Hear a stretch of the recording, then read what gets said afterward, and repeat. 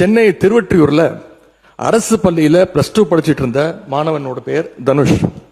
அவர் போதை கும்பலை தட்டி கேட்டிருக்காரு.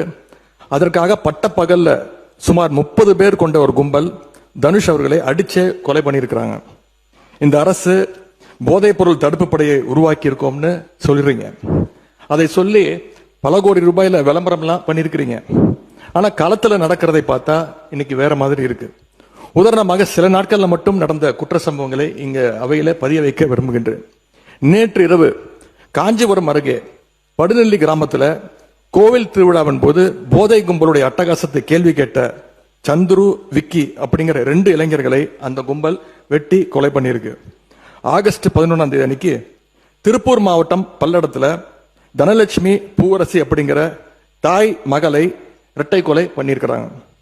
ஆகஸ்ட் 12ஆம் தேதி சென்னை அம்பத்தூர்ல ஆட்டோவில் வச்சு வைதேகி அப்படிங்கிற ஒரு இளம்பெண்ணை கழுத்தறுத்து கொடூரமா கொலை பண்ணியிருக்கிறாங்க.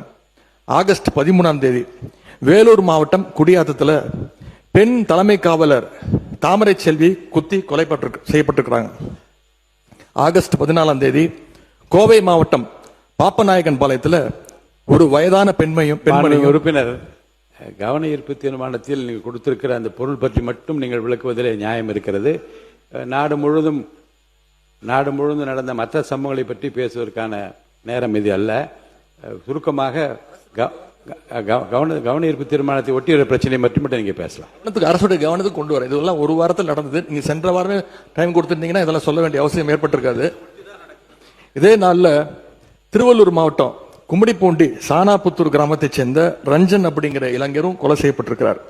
இப்படி கொலைகள் மட்டுமல்ல, பாலியல் வன்கொடுமை சம்பவங்களும் எக்கச்சக்கமா சென்ற ஒரு வாரத்தில் மட்டும் நடந்திருக்கு. கிருஷ்ணகிரி மாவட்டத்தில் 9 வயது சிறுமி ஸ்கூல் முடிஞ்சு வீட்டுக்கு போயிட்டு இருந்தப்போ வழியில கடத்தப்பட்டு பாலியல் வன்கொடுமைக்கு ஆளாக்கப்பட்டிருக்கிறாங்க.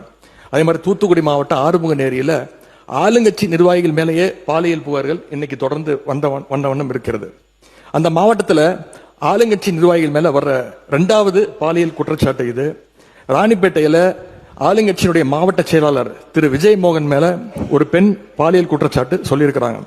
100 நாள் சாதனைன்னு இந்த அரசு பெருமை பேசுற இதே நேரத்தில் தமிழ்நாட்டில் சட்டம் ஒழுங்கு இந்த 100 நாள்ல எந்த அளவுக்கு மோசமா இருக்கு அப்படிங்கிறதும் இந்த சம்பவங்களே சாட்சி.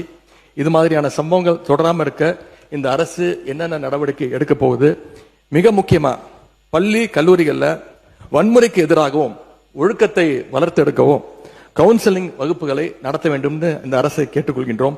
போதைக்கு எதிரான தொடர் விழிப்புணர்வை ஏற்படுத்தணும். மிக முக்கியமா சட்டம் ஒழுங்கு பிரச்சனையை கட்டுக்குள் கொண்டு வர இந்த அரசு உறுதியான நடவடிக்கை எடுக்க வேண்டும் என்று எங்களுடைய சார்பாக நான் கேட்டுக்கொள்கிறேன்.